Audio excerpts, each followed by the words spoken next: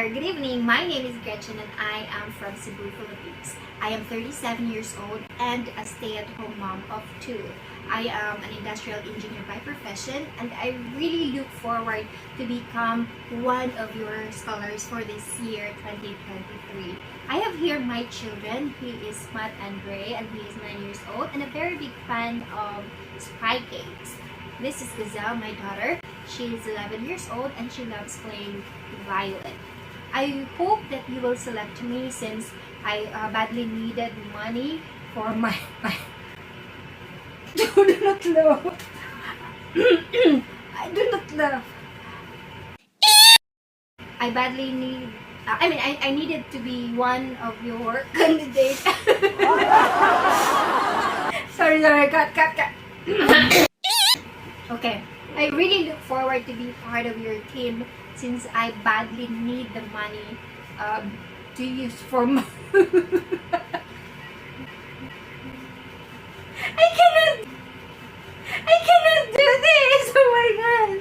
Again. I badly want or I really need to become again. The reason why I'm applying for scholarship is because I needed money for my son's operation.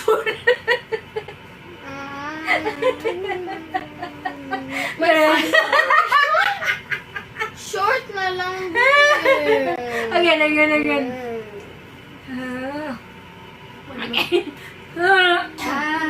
Magtarong na di po din na. Di ba ka magtarong? Good. Sorry. Serious na si Mati. I'm sorry. Good evening, everyone. My name is Gretchen and I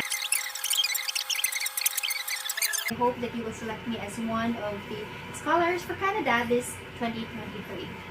My son is a mute. Kasi gatawa.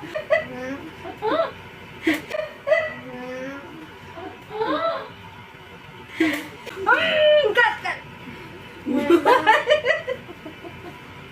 Mute. Seryoso. Kanadi ka ka to. Do not to kay. Nino ba to do not to? Oy. Last na niya. Last. Long. Okay, again. The last straw. Saan ba natin? My son is a mute. Why am I mute? He cannot talk. So that's it. Do not talk kayo. Mute man ka, baby. Do not talk. He was a fan of OBs. Once he had friends. Gusto, matiwas at takayapit na dahil labi.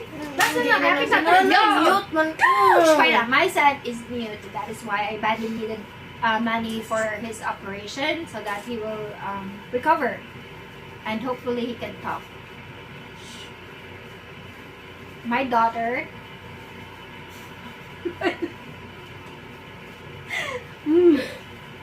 My daughter is a Why am I a mute? What is this scholarship? That's it. Thank you so much. Like and subscribe.